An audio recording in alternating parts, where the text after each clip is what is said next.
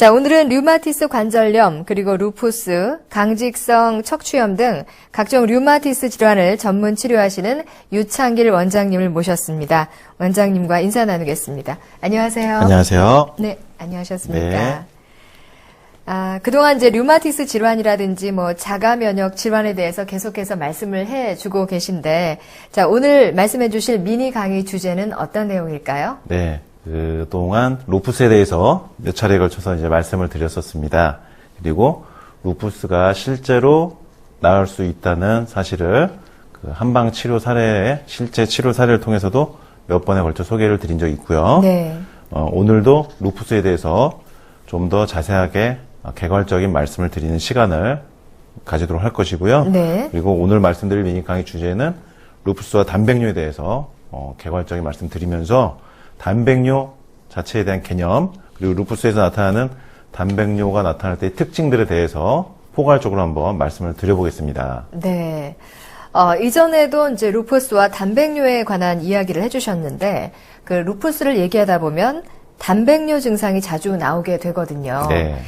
단백뇨, 무엇이다, 이렇게 보면 될까요? 네. 단백뇨라는 것은 말 자체에 네. 그대로 뜻이 단백뇨. 단백뇨가 의미하는 것은 소변에 단백질이 섞여서 나온다는 것입니다. 네. 예. 원래 단백질이 나오면 안 되는 거예요. 근데 이제 소변에 단백질이 섞여서 나올 때 이것을 줄여서 단백뇨다 이렇게 말합니다. 네.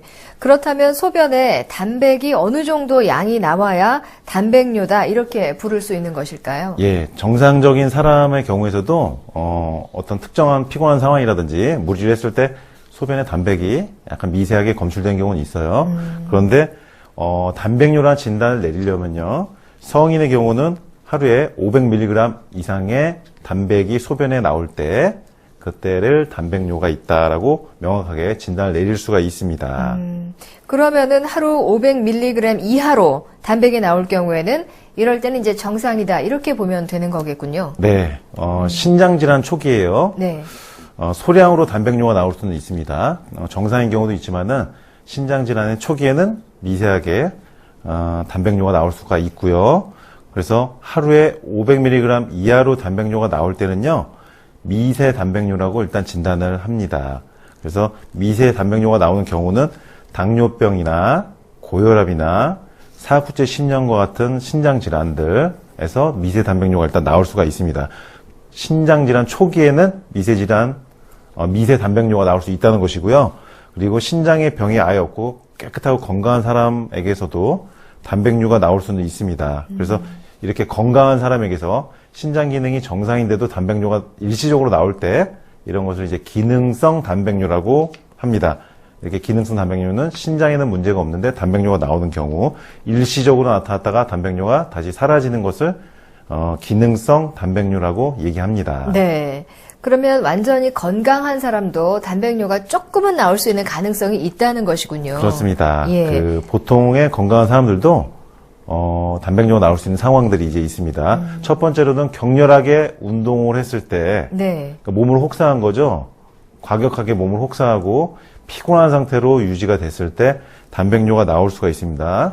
근데 이것을 장시간 혹사했을 때 단백뇨가 나오는 것이고요.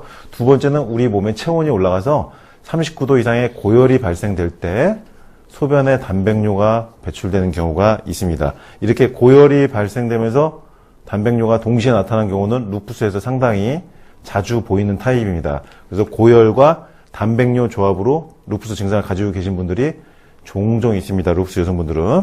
그래서 이렇게 루푸스에서 고열이 나타날 때도 단백뇨가 나타날 수가 있고, 세 번째는 기립성 단백뇨라고 해서 오후에만 단백뇨가 나타나는 경우입니다. 사람이 낮 시간 동안에 서서 활동해서 움직이다 보면은 오후에 단백뇨가 나오기 시작하는데, 이것을 낮 시간 동안 기립한 상태로 활동하면서 단백뇨가 나오기 때문에 기립성 단백뇨라고 하죠. 이런 경우는 자고 나서 아침에 재보면은 다시 단백뇨가 없어진 경우고요. 그다음 네 번째로는 우리 그 소변이 나오는 요로 계통에서 어떤 감염이 있을 때 단백뇨가 나올 수 있습니다. 그러니까 요로 계통의 염증에 의해서 단백뇨가 일시적으로 나오는 건데, 이것은 요로 감염이 없어지면, 요도 관계, 요로계에서 염증이 없어지면은 단백뇨는 없어지게 됩니다. 이렇게 네 가지 경우일 때 단백뇨가 나올 수가 일시적으로 있고요. 이런 경우를 기능성 단백뇨라고 이제 말하는 것이죠. 네. 격렬한 운동을 했을 때 또 낮 시간에 서서 활동하다가 단백뇨가 일시적으로 나올 수 있다. 그러면 이제 실제 이런 과정을 통해서 단백뇨가 나올 수 있다라고 하는 얘기인 거군요. 네. 운동을 했다가 내지는 또 낮 시간에 서서 활동했다가 단백뇨가 실제로 나올 수 있다. 그럼 일반인들도 좀 긴장을 할 것 같은데요. 예. 보통 건강하신 분들도 네. 이 부분은 좀 참조를 하실 필요가 있어요. 그렇군요. 그러니까 무리하게 운동을 내 체력에 넘도록 과하게 장시간 했을 때 단백뇨가 나올 수 있고요. 오랫동안 너무 서서 활동하는 것을 오래 해도 단백뇨가 나올 수가 있어요. 기능성 단백뇨이기 때문입니다. 이런 경우는. 근데 루푸스가 있는 여성분들에게 단백뇨가 나오는 것을 이제 그 상황들을 살펴보면요. 지금 말씀드린 이제 운동을 무리하거나 아주 체력을 혹사하거나 공부를 너무 열심히 하거나 밤새서 일을 하거나 어떤 학업에 열중했을 때 루푸스 단백뇨가 발생하는 경우가 있고요. 그래서 서서 오랫동안 또 일하는 그 직업을 가졌을 때 아르바이트를 만약에 하루 종일 막 10시간 이상씩 하는 분, 어떤 요리 같은 걸 하면서 오랫동안 서서 일하시는 분, 이런 분들에게 루푸스가 발생되는 걸 볼 수가 있거든요. 네. 근데 단백뇨가 나온단 말이에요. 그래서 이렇게 서서 오래 있는 거, 기립 상태로 오래 있는 거, 쉬지 않고 몸을 너무 혹사하는 거, 루푸스 여성분들, 루푸스가 있는 남성분들에게 단백뇨가 발생되기 전에 원인으로 작용한 경우가 상당히 많다는 것입니다. 그러니까 루푸스 발병 이전에 몸을 너무 혹사하신 경우가 많고요. 그러다가 단백뇨가 발생하고 루푸스까지 발생하는 경우예요. 네. 루푸스 여성분들의 특징이 무엇인가에 한번 집중을 하면요. 아주 열정적인 성향을 보이기 때문에 집중력이 아주 과도하게 높아요. 밤을 새도록 집중력이 유지가 되는 아주 열정적인 집중력을 보이면서 몸을 혹사하게 되고 그 과정에서 루푸스가 발병한 건데 우리 몸의 자가면역 체계가 깨지면서 자가면역으로 인한 염증이 루푸스가 발생되는 것이죠. 그러면서 네. 신장에 침범하면 단백뇨가 나오는 거예요. 그러니까 갑자기 나옵니다. 갑자기. 어저께까지, 지난주까지 정말 밤도 새고 열정적으로 일도 하고 공부도 하고 아르바이트도 하고 이렇게 하시던 분들이 이번 주 들어서 갑자기 발생해요. 루푸스는. 갑자기 단백뇨가 나타나면서. 그래서 이렇게 몸을 혹사하면서 고생시켰을 때, 쉬지 않고 몸을 혹사시켰을 때, 심신이 혹사당했을 때, 루푸스의 단백뇨가 나타날 수가 있다. 근데 루푸스, 뿐만 아니라 일반 건강한 사람들도, 건강한 상태에서도 오래 서 있거나 몸을 혹사하면 단백뇨가 일시로 나올 수가 있는 것이다. 네. 예. 그리고 실제로 루푸스 여성분들 보면은요, 오랫동안 우후에 서 있다가, 우후에 다리가 코끼리처럼 이렇게 부어가지고, 심하게 부어서 놀라시는 경우가 많아요. 하체가 부종이 생기는 경우인데 이런 분들도 검사해보면 이제 단백뇨가 나오면서 루푸스가 시작되는 겁니다. 네. 그러면은 반대로 그러니까 루푸스 여성분들은 이제 반대로 행동을 하면 좀 단백뇨가 줄어드는데 도움을 받을 수 있지 않을까라는 생각이 드는데요. 예를 들어서 이제 얘기를 해주셨던 뭐 몸을 혹사하는 것이라든지 아니면 서서 활동하는 것이라든지 또 이런 행동들과 좀 반대로 작용을 한다면 이 단백뇨를 좀 줄이는 데 도움이 될 수 있지 않을까 그런 생각을 해보게 되네요. 예. 상당히 일리가 있는 이제 말씀이시고, 단백뇨를 증가시키는 행동이나 어떤 습성을 반대로 한다면은 단백뇨가 줄어들 수 있겠죠. 네. 그래서, 루푸스 여성분들은 아까 말씀드렸다시피 잠시도 가만히 있지 않는 분들이란 말이죠. 아주 열정적이고 초집중력을 발휘하시는 분들. 그러다 보니까 몸이 혹사가 되는 건데, 이런 루푸스 여성분들, 남성분들이 단백뇨가 좋아지려면은 몸을 일단 혹사시키지 말고요. 심신을 소모하지 말고 푹 쉬고 푹 자면서 충분한 휴식을 취해주고 그렇게 안정적으로 지내다 보면 단백뇨가 약을 안 먹더라도 좋아진 경우를 볼 수가 있거든요. 네. 그러니까 루푸스 단백뇨가 있는 분들은 휴식이 상당히 중요하다. 몸을 안정적으로 유지하는 게 휴식을 취하는 게 상당히 중요하다. 그리고 기립성 단백뇨, 즉 서서 시간을 보내다 보면은 다리도 부종이 생기고 오후에는 막 코끼리처럼 붓게 되고 단백뇨가 오후에는 소변을 봤을 때 거품이 대량 늘어나는 것도 볼 수가 있습니다. 그러니까 이걸 반대로 해석하면은 오래 서 있지 않도록 하면 오후에 단백뇨가 증가하지 않을 것이고요. 혹사하지 않으면은 또 단백뇨가 증가하지 않겠죠. 루푸스 여성분들에게 가장 나쁜 것 중에 하나가 한 자리에 오래 서서 일하는 것입니다. 이 한 자세로 기립성 상태로 지내는 게 루푸스 여성분한테 상당히 나쁘고요. 이것과 비슷하게 오랫동안 한 자리에 앉아서 공부를 열심히 하던 여성분들에게 루푸스가 또 발생이 많이 돼요. 그러니까 한 자세로 있는 게 상당히 안 좋고 서 있거나 앉아 있거나 한 자세로 장시간 있는 것은 루푸스에 상당히 안 좋고 발병 원인으로 작용하는 경우가 많습니다. 그러니까 기립성 단백뇨하고 유사한 발병 과정이에요. 네. 서 있으면 단백뇨가 증가한다. 그리고 오후에 서 있으면서 오후 상태까지 접어들면은 오후 들어서 피로감이 극심해지는 게 또 루푸스 단백뇨가 있는 분들의 특징 중에 하나입니다. 그러니까 오후에 피곤해지기 전에 이제 쉬어주는 쪽으로 몸을 전환시켜야 돼요. 그래야지 좋아질 수가 있습니다. 그런데 실제로 루푸스 여성분들 보면은요, 좀 쉬시라고 해도 잠시도 잘 쉬시는 분이 없다는 것이 루푸스 여성분들의 특징이에요. 아주 부지런한, 가만히 있지 않는 성격을 가진 열정적인 분들에게 루푸스가 오기 때문입니다. 그래서 몸이 방전되면 루푸스가 오는 거고 단백뇨가 쏟아지는 거고, 그래서 그 다음부터는 복구하기가 상당히 어려워지는 거예요. 그래서 루푸스가 발병하지 않도록 미리 예방을 하는 게 상당히 중요하고, 지금 말씀드린 것처럼 한 자세로 오래 앉아 있지 않기, 한 자세로 오래 서서 일하지 않기, 몸을 심신을 혹사하지 않는 것, 이것이 루푸스 예방에 상당히 중요한 것이고, 치료를 할 때도 이것을 지켜야지 빨리 낫습니다. 그렇군요. 네. 이 단백뇨라고 하는 것은 루푸스 증상 중에 하나로 나타날 수 있는 증상이다. 이렇게 볼 수가 있을 텐데, 예. 그렇다면 이 단백뇨가 나온다 그래서 무조건 루푸스다. 또 이렇게 이야기는 할 수 없을 부분일 것 같아요. 네. 단백뇨가 있을 때 무조건 루푸스다. 이것은 아니고, 단백뇨가 나올 수 있는 여러 상황 중에서 루푸스가 이제 한 가지 원인 질환이 되는 것입니다. 그래서 단백뇨가 나온다고 해서 무조건 루푸스 진단한 것은 아니다라는 것을 네. 아시면 되겠습니다. 네. 그렇다면 이 루푸스로 진단을 받은 후에 단백뇨가 나오는 분이 있고, 또 이제 그렇지 않으면 루푸스로 진단을 받았지만 단백뇨가 전혀 나오지 않는 분들도 있다. 이런 의미로 해석을 좀 해볼 수 있을까요? 예. 앞서 말씀드린 것처럼 네. 단백뇨가 나온다고 해서 무조건 루푸스는 아닌 것이고요. 그래서 다른 보조 검사 항목들을 체크를 해야 됩니다. 단백뇨뿐만 아니고요.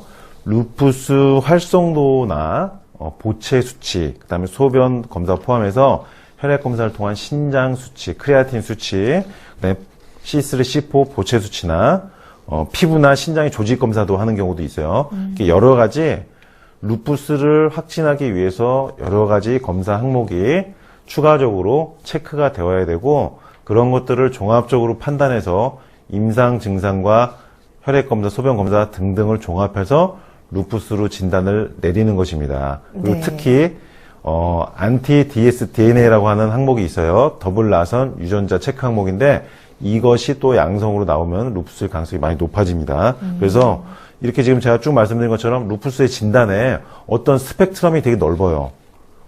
그래서 여러 가지 증상들이 복합적으로 다양하게 나타나기 때문에 각 개인마다 똑같이 나타나는 경우가 드뭅니다. 조금씩은 다 다르게 좀 나타나고요. 정도도 다 다르고, 그래서 루푸스 여성분들의 어떤 검사 결과나 증상을 쭉 살펴보면은 각 개인마다 아주 천차만별이다. 그래서 루푸스는 진단의 그런 개인별 스펙트럼이 매우 넓다.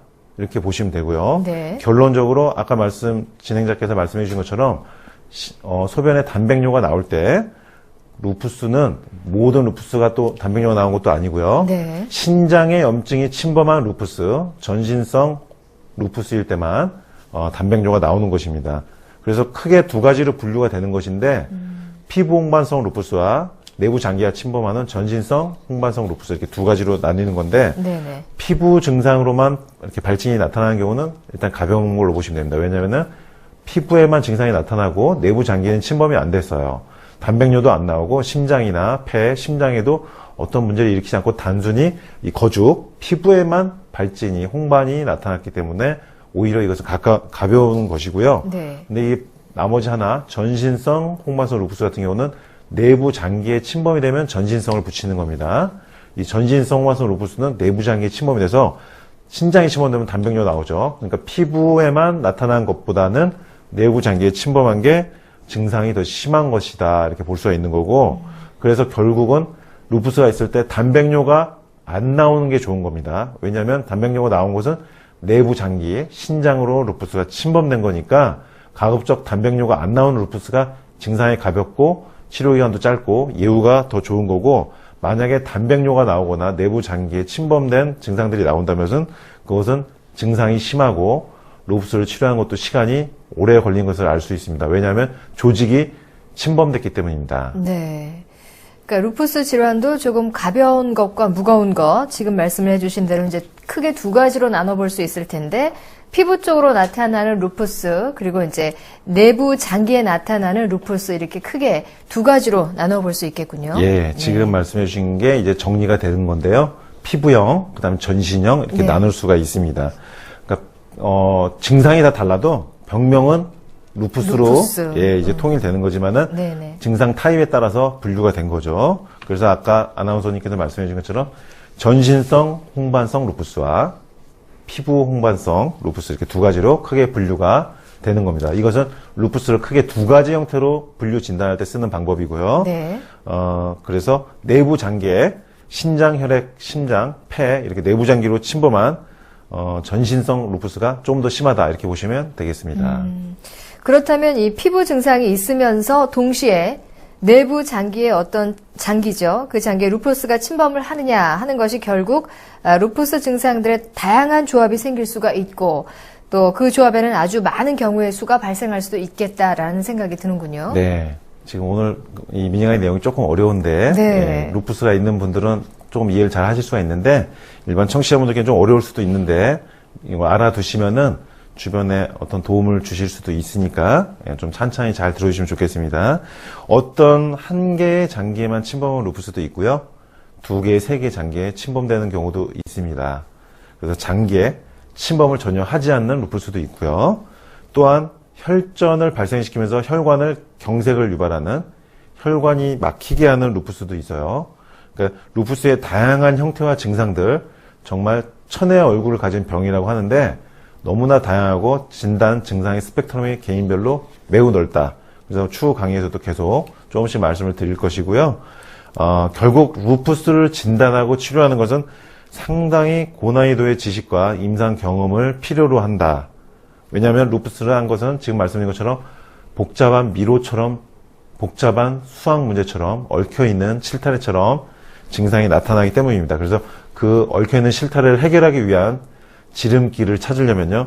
아주 정확한 판단력, 고도의 진단 능력과 치료 능력 필요합니다. 그렇지 않고서는 루푸스가 좋아지기가 어려워요. 네. 그래서 따라서 루푸스를 치료하는 의료인은요. 루푸스 환자분들이 나타나는 증상의 스펙트럼을 어느 위치에 지금 해당하고 있나, 루푸스 증상이 지금 어느 정도 상태이고 어느 장기 부위에 해당되어 있느냐를 파악하는 것이 매우 중요한 거예요. 그러니까 병의 위치, 병의 경중, 병이 어느 장기에 침범되어 있느냐를 일단은 진단이 가능해야지 치료 방향이 설정이 됩니다. 네. 그래서 이 진단 자체가 먼저 정확해야 되고요. 그다음에 내부 장기에도 몇 개나 침범됐나, 어느 부위에 어느 정도로 침범된지 정확히 파악을 해야 됩니다. 또한 혈관의 손상이 또 어느 정도인가를 또 파악을 해야 됩니다. 혈관은 또 어디가 막혀 있는가를 또 파악을 해야 되고요. 그래서 간이나 담낭의 상태는 또 어떤가 또 파악이 돼야 됩니다. 이런 것들을 총체적으로 판단해야만 루푸스가 어느 정도 심한지를 판단할 수 있는 것입니다. 그래서 루푸스에 대해서 드릴 말씀이 상당히 많은데 오늘 일단 이 정도 말씀을 드리고 다음 시간에 또 이어서 말씀을 드리도록 하겠습니다. 이렇게 콕 집어서 뭔가가 결과가 나왔으면 좋겠는데 루푸스 같은 경우에는 워낙 많은 스펙트럼을 정말 형성하고 있기 때문에 뭐 원인도 여러 가지고 또 결과도 한참 기다려야 될 거구나라는 생각이 드는군요. 네. 자, 오늘은 이렇게 루푸스와 단백뇨 증상에 대해서 자세하게 알아봤습니다. 다음 이 시간에 또 루푸스에 대해서 자세하게 말씀해 주신다고 하니까 많은 청취, 시청 부탁드리겠습니다. 원장님 오늘 말씀 너무 잘 들었습니다. 감사합니다. 네.